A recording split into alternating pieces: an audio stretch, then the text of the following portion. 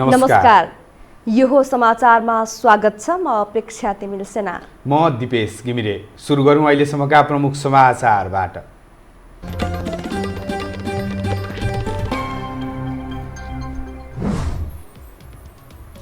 नेपाल प्रवेशका अन्तर्राष्ट्रिय सीमानाका भदौ 31 गतेसम्मका लागि बन्द। भदौ 15 सम्म विद्यार्थी भर्ना नगर्न सरकारको आग्रह।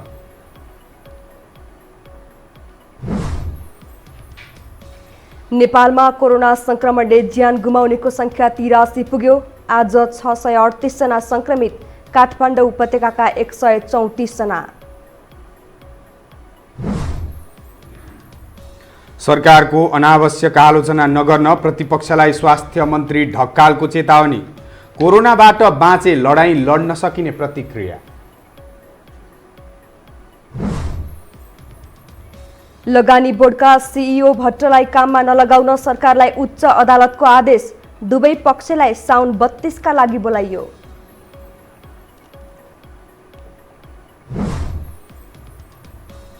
र कोरोना विरुद्धको पहिलो खोप तयार पारेको रुसको दाबी। राष्ट्रपति पुटिनकी छोरीमा सफल परीक्षण। सरकारले दियो मान्यता।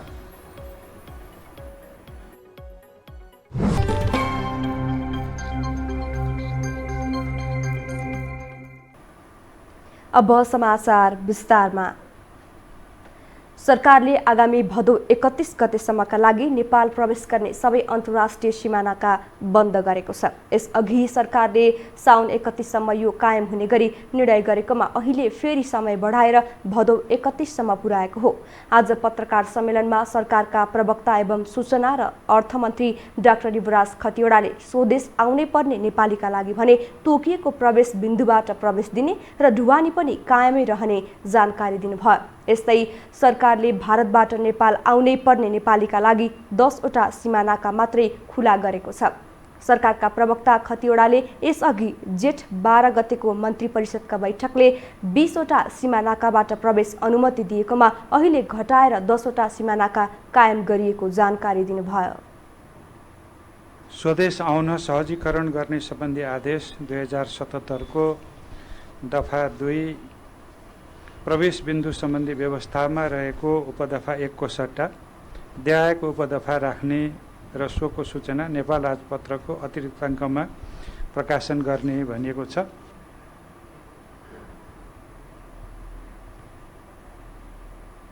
कोरोना संक्रमणको जोखिमका कारण अन्य नाकाबाट भने नेपाल प्रवेश गर्न नदिने सरकारको निर्णय छ। भदौ 1 गतेदेखि सञ्चालन गर्न दिने निर्णयलाई परिमार्जन गरी भदौ 16 गते पुर्याएको छ, जसमा भौतिक पूर्वाधार तथा यातायात मन्त्रालयले तोकेको मापदण्ड अनुसार छोटो, मध्यम र लामो दूरी सञ्चालन गर्न दिने भनिएकोमा भदौ 16 गते सार्ने निर्णय गरेको छ।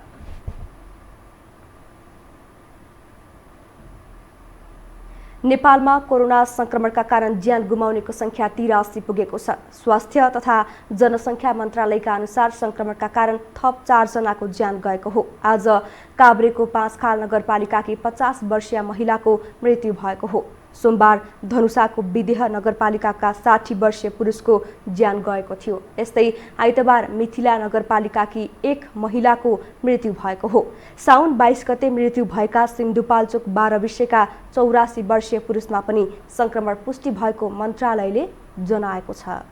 पाल्चोक जिल्ला 12 विषय नगरपालिका वडा नम्बर 4 निवासी 84 वर्षका 1 पुरुषको मिति 2077 साउन 22 गते मनमोहन कार्डियोभास्कुलर तथा ट्रान्सप्लान्ट सेन्टर शिक्षण अस्पताल महाराजगञ्जमा दुःखद निधन भएको छ र यसरी निधन हुनेहरूको संख्या जम्मा 83 पुगेको छ।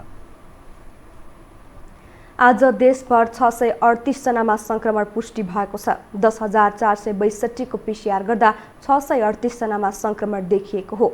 यसमध्ये काठमाडौँ उपत्यकाका 134 जना रहेका छन्। काठमाडौँका 110, ललितपुरका 16 र भक्तपुरका 8 जनालाई संक्रमण भएको हो। आज 171 जना संक्रमण मुक्त भएको मन्त्रालयले जानकारी दिएको छ।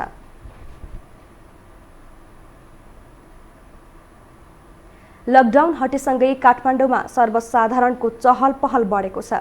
यसका कारण कोरोना संक्रमण बढेको भन्दै उपत्यकाका नगर प्रमुखले यातायात बन्द गर्न आग्रह गरे पनि सरकारले चासो देखाएको छैन। एक रिपोर्ट। काठमाडौँ उपत्यकामा पनि कोरोना संक्रमणको जोखिम बढ्दै गएको छ। स्वास्थ्य मन्त्रालयको मंगलबारको तथ्याङ्क अनुसार उपत्यकामा एकै दिन 134 संक्रमित थपिएका छन्। तीमध्ये काठमाडौँका 110 जना, ललितपुरका 16 जना र भक्तपुरका 8 जना छन्। काठमाडौँमा हालसम्म 1314 जना संक्रमित भएका छन्। संक्रमितको संख्या बढ्दै गएपछि काठमाडौँ उपत्यकाभित्र रहेका नगरपालिकाका प्रमुखहरूको संगठन नगरपालिकाका मेयर फोरमले सार्वजनिक यातायात सञ्चालनमा रोक लगाउन सरकारलाई अनुरोध गरेको छ। अहिले काठमाडौँ जति पनि भेटिएका छन्, यहाँको अहिले पनि समुदाय स्तरसम्म धेरै पुगेका छैनन्। केही व्यक्तिमा स्थानीय व्यक्ति भेटियो, तर अहिले पनि विभिन्न पेसा व्यवसायको लागि काठमाडौँ बाहिरबाट आएका पनि त्यही देखिएका छन्। त्यसकारण अहिले पनि हामीले नियन्त्रण गर्नुपर्छ।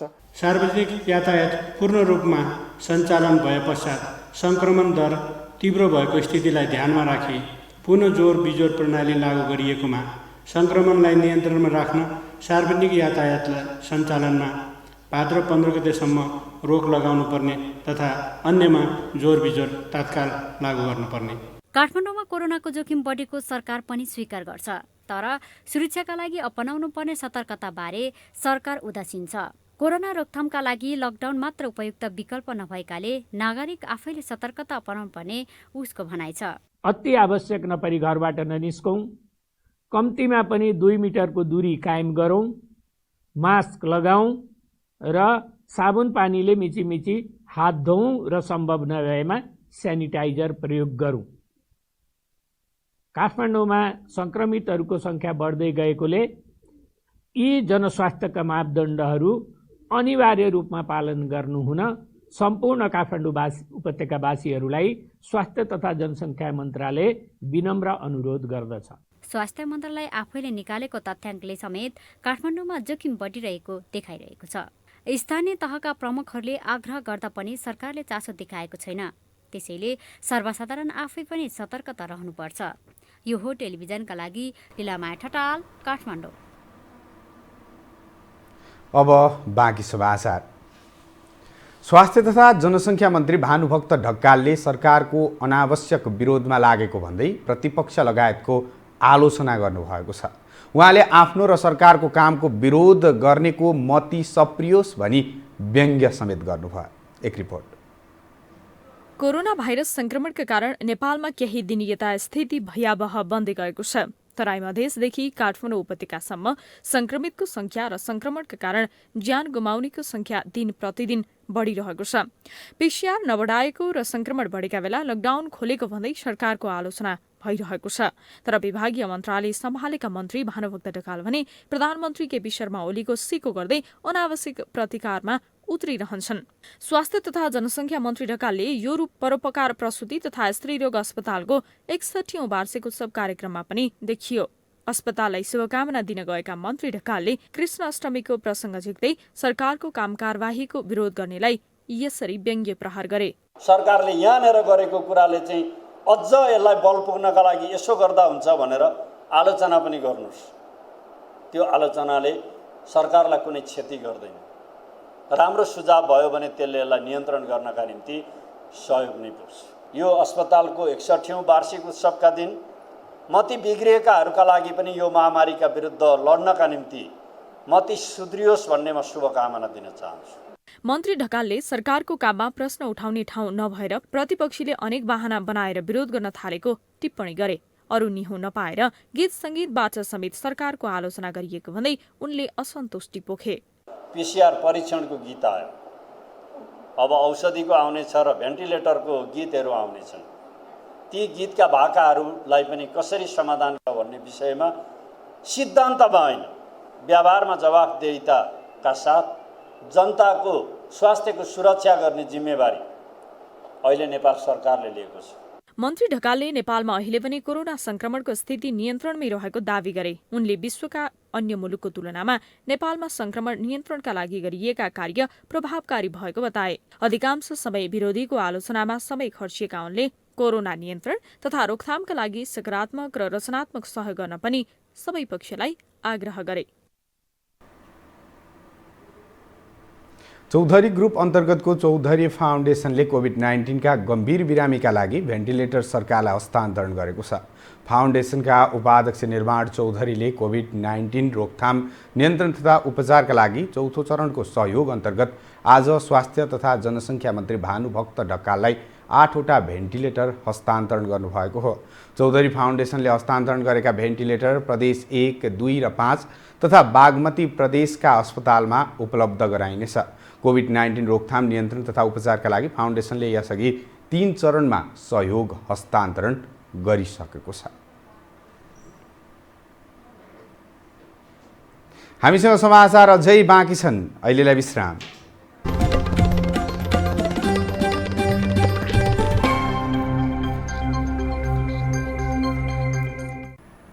विश्रामपछि स्वागत छ। अब बाँकी समाचार। लगानी बोर्डको प्रमुख कार्यकारी अधिकृत सुशील भट्टलाई पाटन उच्च अदालतले तत्काल काम गर्न नदिन आदेश दिएको छ। भट्टको नियुक्ति विरुद्ध दायर गरेको रिटमाथि प्रारम्भिक सुनवाई गर्दै अदालतले तत्कालका लागि काम नगर्न आदेश दिएको हो। साथै अदालतले अन्तरिम आदेशको निरन्तरताको सम्बन्धमा छलफल गर्न दुवै पक्षलाई साउन 32 गतेका लागि बोलाएको छ। अदालतले साउन 32 गते हुने छलफलका लागि एमिकस क्युरीका रूपमा 2 जना विज्ञ पठाउन पनि उच्च अदालत बारलाई लेखी पठाउने निर्णय गरेको छ। विवादित पृष्ठभूमिका भट्टलाई सरकारले अघिल्लो साता लगानी बोर्डको सिइओ नियुक्त गरेको थियो।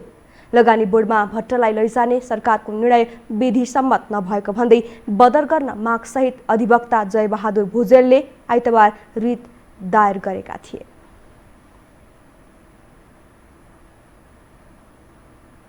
प्रमुख प्रतिपक्ष दल नेपाली कांग्रेसको महाधिवेशनको मिति नजिकै गर्दा संस्थापन पक्षले मनलाग्दी विभाग गठन गरेर आफ्नो पक्षमा मत पार्न खोजेको भन्दै वरिष्ठ नेता रामचन्द्र पौडेल समूह असन्तुष्ट बनेको छ।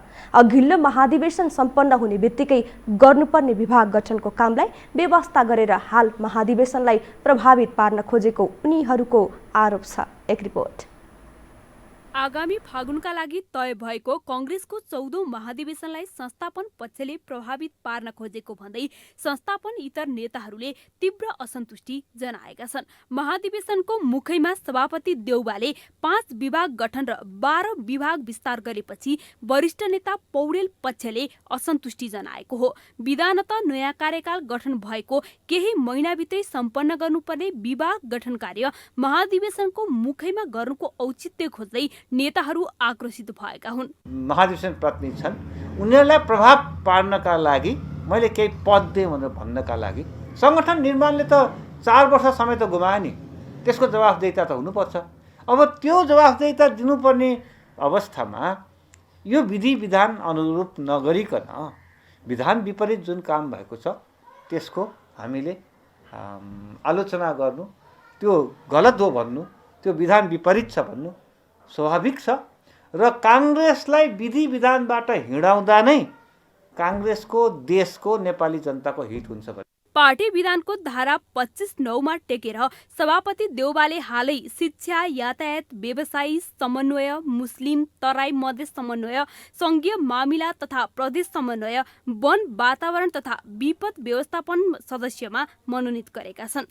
त्यस्तै वित्तीय तथा सहकारी संस्था समन्वय, स्थानीय तह समन्वय, निर्माण व्यवसाय समन्वय, युवा र खेलकुद विभागमा उपप्रमुख सचिव र सदस्य सिफारिस गरेका छन्। गठन भएका विभागमा आफू निकटका 700 भन्दा बढी नेता कार्यकर्ताको नाम सिफारिस गरेपछि पौडेल पक्षका नेता कार्यकर्ता असन्तुष्ट बनेका हुन्। तर संस्थापन निकट नेताहरूले भने सबै नेताहरूसँगको छलफल र सहमतिबाटै विभागको गठन गरिएको दावी गरेको छ। उहाँहरू सबैले चाहिँ नाउँ दिँदाखेरि चुनाव प्रभाव पर्ने नै कुरो भएन। सबैको मान्छेहरू भएपछि के चाहिँ चुनावलाई प्रभाव पर्ने केही पनि कुरो छैन।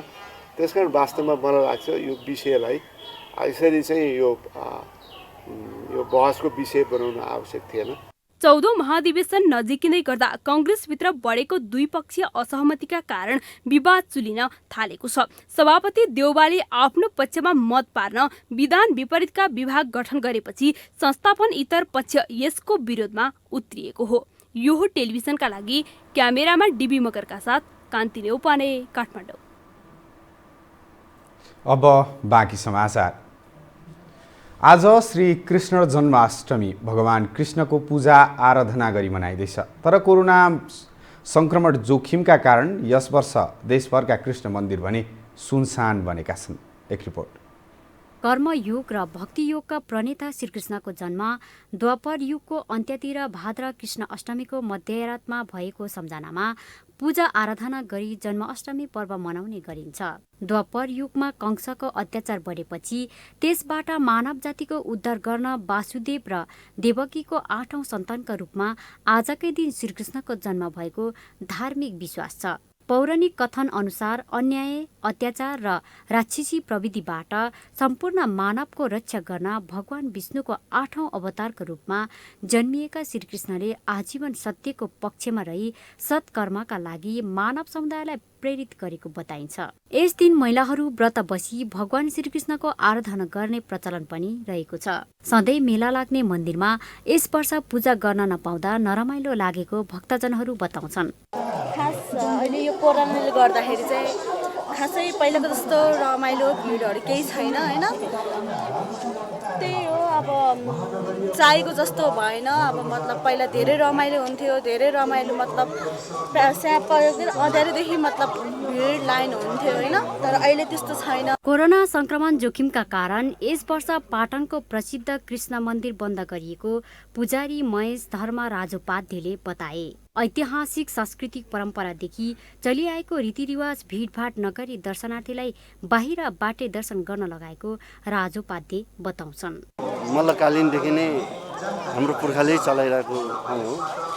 अब आजको दिन चाहिँ अब विशेष चाहिँ यहाँ मेला लाग्ने अब यो कोरोना भाइरसले गर्दा चाहिँ कोभिड-19ले गर्दा चाहिँ भक्तजनहरूलाई चाहिँ असुरक्षित नहोस् भन्ने हिसाबले चाहिँ हामीले चाहिँ भिडभाड कम गरी चाहिँ मन्दिरमाथि चाहिँ उक्लिने चाहिँ बन्देज लगाएका छौँ। कृष्ण जन्म अष्टमीका अवसरमा राष्ट्रपति विद्यादेवी भण्डारीले सुख, शान्ति, समृद्धि र सुस्वास्थ्यको कामना गरेकी छिन्। ऐतिहासिक सांस्कृतिक परम्पराले समाजलाई एकताको सूत्रमा आबद्ध गरी धार्मिक सहिष्णुता तथा आपसी सद्भाव कायम गर्न मद्दत पुर्याउने विश्वास राष्ट्रपति भण्डारीको छ।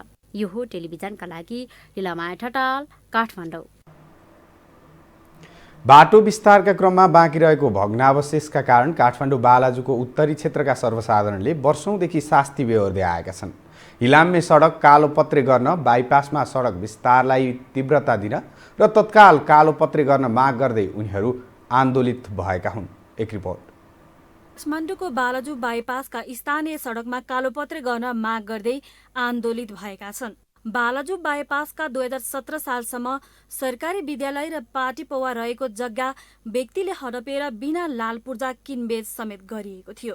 सडक विस्तार गरेर पासाङ ल्याम्बो राजमार्ग बनाउने क्रममा बाँकी रहेको सार्वजनिक जग्गा हडपेर बनाइएका चहरा 2070 सालमा हटाइएको थियो। स्थानीय पुष्प महर्जनले हिलामे सडकमा विगत 7 वर्षदेखि यात्रा गर्नु परेको उल्लेख गर्दै सरकारलाई चाँडो बाटो कालोपत्रे गर्न माग गर्दै प्रदर्शन गरिएको बताउनु भयो। अहिले हिलोले 7 वर्ष भइसक्यो यो हिलो खाएको। र यहाँदेखि चाहिँ तल हाम्रो चौकीसम्म नै हिलो हुने र यताबाट जहाँबाट पनि यो यहाँको हिलो चाहिँ सबै ठाउँमा गएर यहाँको बाइपासका साथीहरू चाहिँ हाम्रो वडावासी आमाबुबा दाजुहरूलाई चाहिँ हिलोले अक्रामी भइसकेको कारणले गर्दाखेरि हामीले यो सरकारलाई चाहिँ आज चाहिँ हामीले यो छिटोभन्दा छिटो यो बाटो चाहिँ निर्माण गरिदिनु भन्ने कुरामा चाहिँ हामीले आज यो प्रेसर गरेको। आज यहाँको हाम्रो बाइपासका हाम्रो टोलबाट साथी दाजुभाइहरू चाहिँ सबै आएर यो गरेको आज यो बात हो।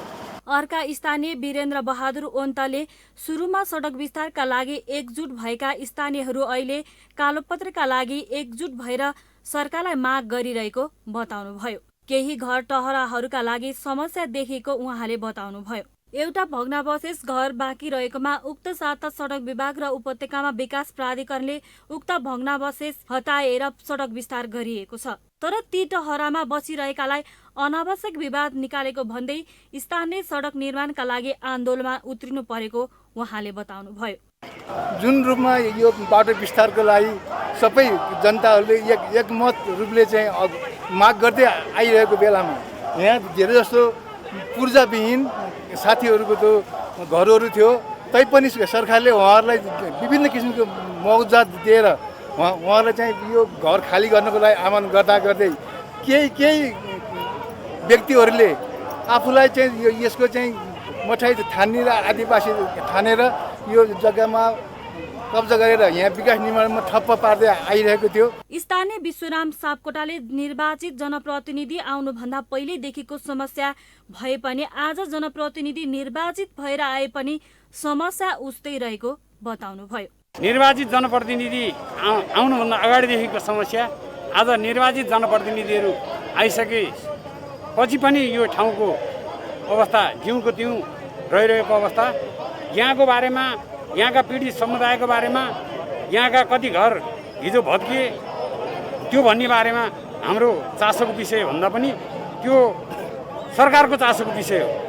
आफूहरूको समस्या समाधानका लागि सरकारले पहल गरे पनि सार्वजनिक जग्गा हडपेकाहरूका लागि अनावश्यक दुःख दिएकाले आफूहरू सडकमा उत्रिएको स्थानीयहरूको भनाइ छ।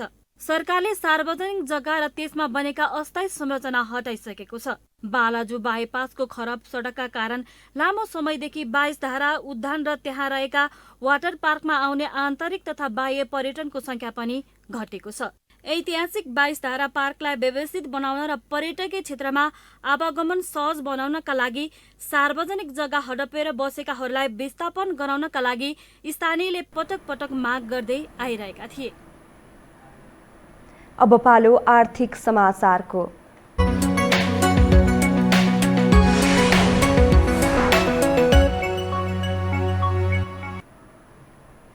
साताको तेस्रो दिन आज नेपाल स्टक एक्सचेन्ज नेप्से 6.61 अङ्कले घटेको छ। समग्रमा नेप्से 0.46% घटेर 1423.81 बिन्दुमा पुगेको हो। आजको कारोबारमा सबैभन्दा बढी नेपाल फाइनान्स लिमिटेडका लगानीकर्ताहरूले सबैभन्दा धेरै गुमाएका छन्, जसको शेयर मूल्य 9.80% घटेको छ। आज 190 वटा कम्पनीको 25,771 पटकको कारोबारमा 1,27,17,38,000 बराबरको शेयर किनबेच भएको छ। मंगलबार सर्वाधिक रकमको कारोबार नेपाल पुनर्बिमा कम्पनीको भएको छ। उक्त कम्पनीको 12,16,07,000 बराबरको शेयर कारोबार भएको हो। घटेको बजारमा अजोड इन्स्योरेन्स र साधना लघुवित्त वित्तीय संस्थाको शेयर मूल्य सर्वाधिक बढेको छ। आज कारोबारमा आएका 12 वटा समूहमध्ये म्युचुअल फन्डको परिसूचक 0.21% बढेको छ भने बाँकी समूह घटेका छन्। हामीसँग अन्तर्राष्ट्रिय र खेल समाचार अझै बाँकी छन्। अहिलेलाई विश्राम।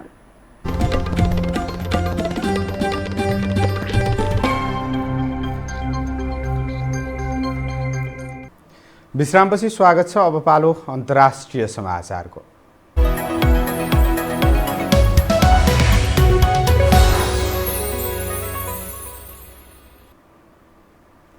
रुसले कोरोना भाइरस विरुद्धको भ्याक्सिन पत्ता लगाएको दावी गरेको छ। रुसी राष्ट्रपति भ्लादिमिर पुटिनका अनुसार भ्याक्सिनको सफल परीक्षण भएको छ भने त्यहाँको स्वास्थ्य मन्त्रालयले पनि अनुमति दिएको छ। राष्ट्रपति पुटिनले आज कोरोना विरुद्धको खोपको सफल परीक्षण भएर मान्यता दिएको बताएका हुन्। गाम कोभिड भ्याक लोए नामको यो भ्याक्सिन ठूलो संख्यामा उत्पादन गरिने पुटिनले बताएका छन्। पुटिनले आफ्नै छोरीमाथि परीक्षण भएको र नतिजा सफल देखिएको दावी समेत गरेका छन्। त्यसैबीच विश्वमा कोरोना भाइरस संक्रमितको संख्या 2,02,00,000 नागेको छ। संक्रमितमध्ये 7,39,000 भन्दा बढीको मृत्यु भएको छ भने 1,31,00,000 भन्दा बढी निको भएका छन्।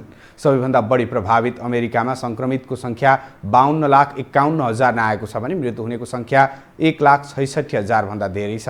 छिमेकी मुलुक भारतमा 22,69,000 भन्दा बढी संक्रमित भएका छन् भने 45,000 भन्दा बढीको मृत्यु भएको छ। अब खेलकुद समाचार।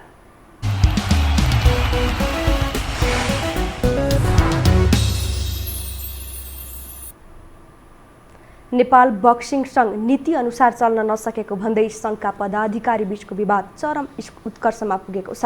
आर्थिक अनियमितता र एकलौटी रूपमा संघ सञ्चालन गरेको भन्दै संघका अध्यक्ष राम अवाले र महासचिव सबिन भट्टाचार्य बीच विवाद चर्किएको हो। दुई फरक समूहको नेतृत्वमा आरोप प्रत्यारोप भइरहेको छ। अध्यक्षको गुटमा कार्यसमितिको बहुमत छ भने महासचिवको समूहमा कोषाध्यक्ष सहितका पदाधिकारी छन्। अध्यक्षले एकलौटी रूपमा संघ सञ्चालन गरेको, आर्थिक पारदर्शिता नभएको जस्तो आरोप महासचिव सबिनले अध्यक्ष समूहलाई लगाएका छन्।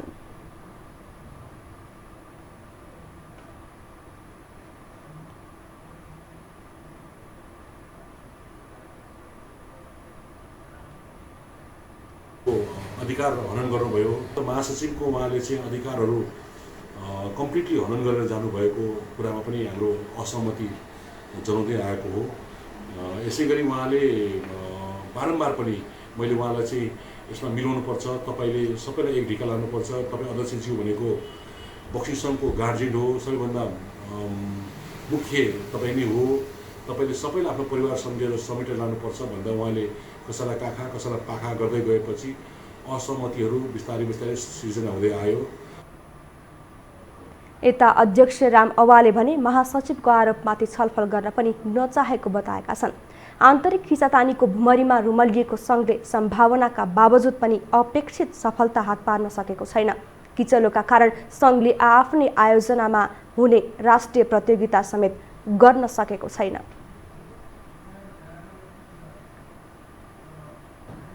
खेल समाचार सँगै हामी यो समाचारको अन्त्यमा आइपुगेका छौँ। बिदा हुनु अघि प्रमुख समाचार पुनः एकपटक।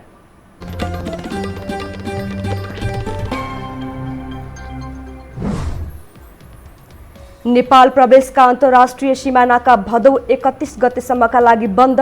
भदौ 15 सम्म विद्यार्थी भर्ना नगर्न सरकारको आग्रह।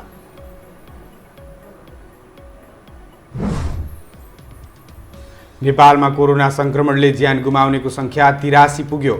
आज 638 जना संक्रमित। काठमाडौँ उपत्यकाका 34 जना।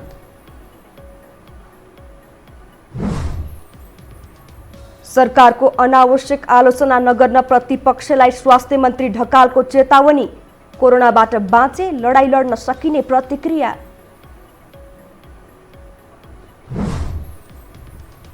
लगानी बोर्डका सिइओ भट्टलाई काममा नलगाउन सरकारलाई उच्च अदालतको आदेश। दुवै पक्षलाई साउन 32 का लागि बोलाइयो।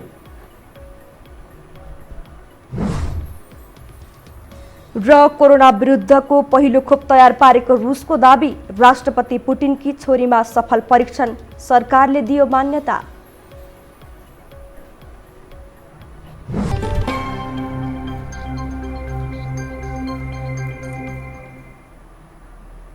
हवस् त यो समाचार सकियो। समाचार बुलेटिनका साथै यो टेलिभिजनका सम्पूर्ण कार्यक्रम यो खबर.com, युट्युब र फेसबुकमा पनि पढ्न र हेर्न सक्नुहुनेछ। मोबाइलमा यो टिभी एप डाउनलोड गरी हामीलाई प्रत्यक्ष हेर्न सक्नुहुनेछ। तथ्यसहितको निष्पक्ष समाचारका लागि यो टेलिभिजन हेर्दै गर्नुहोला। नमस्कार।